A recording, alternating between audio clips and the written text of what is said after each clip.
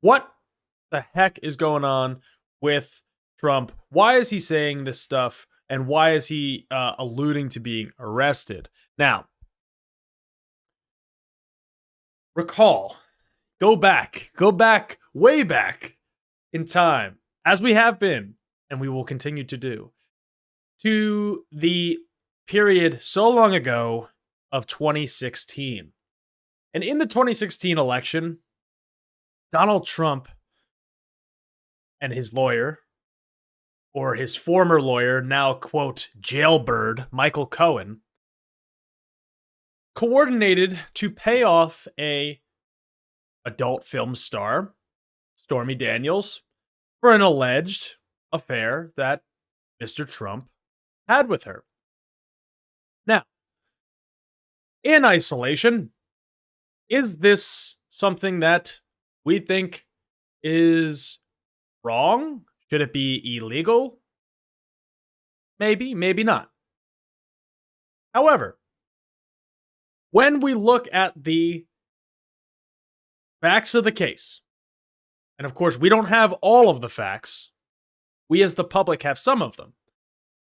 We look at and why Michael Cohen is, quote, a jailbird, according to Trump, is because Michael Cohen went to jail because of the payoff to Stormy Daniels. And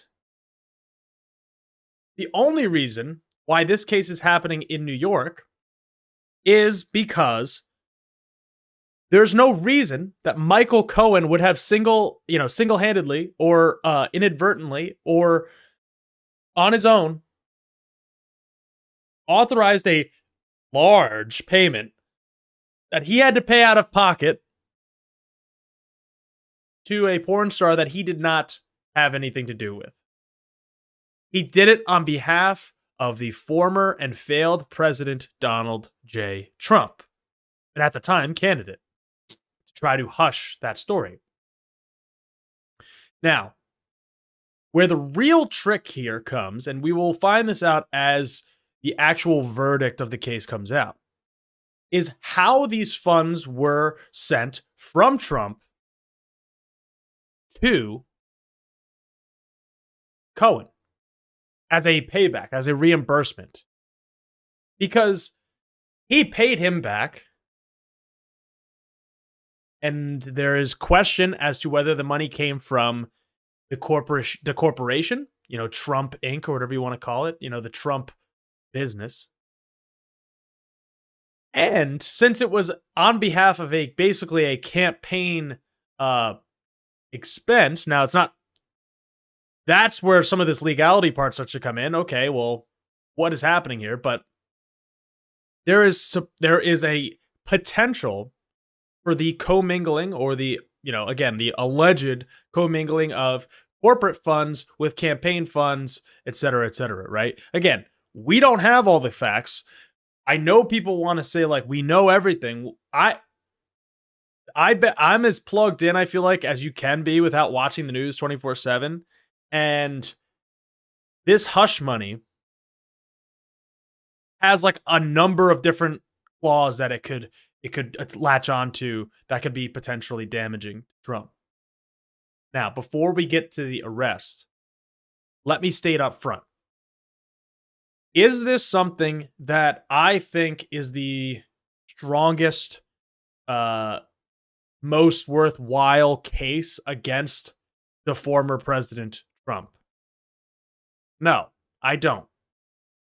There are a number of potential tax evasion issues because, of course, we know that Trump did not pay any federal income taxes for a few years. Now, that might be legit. It might not be legit.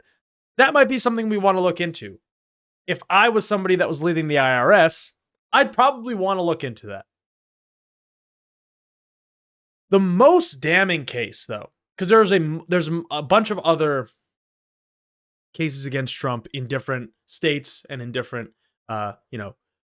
district courts.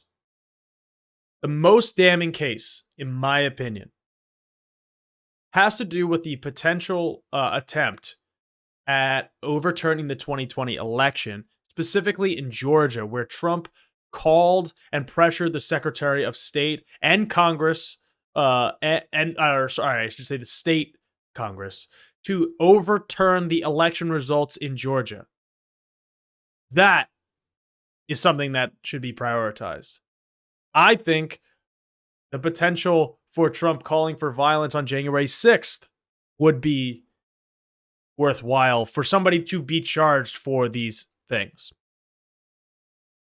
But as I talked with a coworker this morning, this is the same type of thing that happens with RICO cases or mobsters, basically, where which also there are supposedly RICO charges against Trump in certain states. But the Al Capone comparison is Al Capone, for those who don't know, was a mobster, a famous mobster. I think everyone knows who he was. But Al Capone didn't go to jail for killing people. He didn't go to jail for racketeering. He didn't go to jail for, armed robbery, whatever. He went to jail for tax evasion because that was what they could get him on. Now, I think there's a number of things that says that Trump has committed or allegedly committed crimes. Okay, we should investigate those things and we should go after those things and prioritize them. But for now, this might be the straw to break the camel's back that will then lead to other potential investigations, leading to other potential indictments. But as we see here, this arrest was supposed to happen yesterday. According to Trump, he tweeted he didn't tweet, on Truth Social. He said that there was an inevitable, indictment on Tuesday. Now, Tuesday it didn't happen. He called for people to protest and get outside and all this stuff, right? Didn't happen. Nothing came about it. Then, Wednesday, today, the Manhattan grand jury investigating Trump was called off for Wednesday, delaying a possible indictment, sources tell. And there's the journalist. Now, I'm going to see if it is in here. There was an explanation.